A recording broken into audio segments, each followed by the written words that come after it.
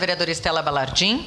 Bom, então, no meu grande expediente, eu tive a oportunidade de mostrar para vocês fotos e o vídeo do então secretário de Meio Ambiente que comprovam essa situação. Uma situação onde os moradores eles recebem por parte do Poder Executivo, por parte de secretários, há muito tempo, a possibilidade, diria eu, que é como se eles estivessem sendo enganados, de que daqui a um mês essa obra vai sair. Não, agora passou para 2 meses que essa obra vai sair. E a insegurança só vai crescendo cada vez mais. As pedras que tem nessa encosta, elas são rudimentares, ou seja, elas não são pedras, uma única pedra. Elas são pedras, todas pedras soltas uma das outras, o que aumenta ainda mais o risco.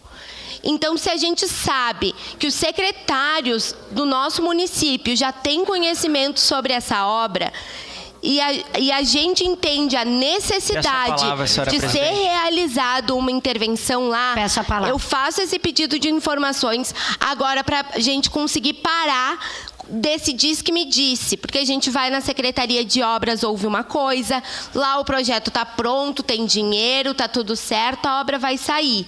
A gente vai na SEMA, mas não vai dar para ser agora, ainda não tem projeto. Bom, então se os próprios secretários não estão conseguindo dialogar entre si para dar resposta para uma vereadora, se existe ou não esse projeto, se tem ou não recurso para a construção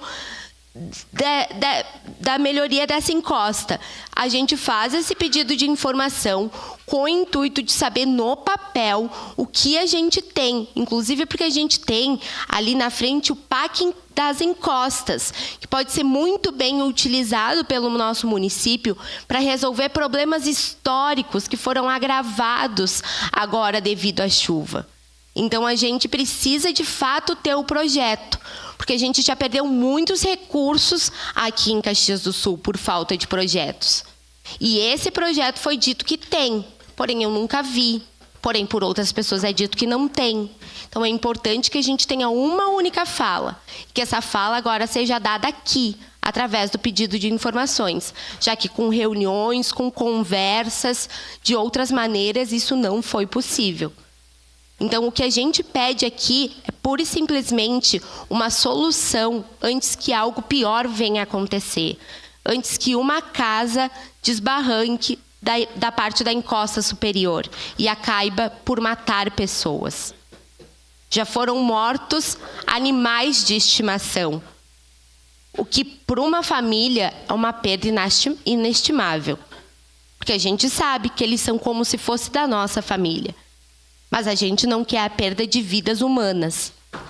Por isso que a gente precisa olhar com muita atenção para essa questão, para a encosta da Cristóforo Randon.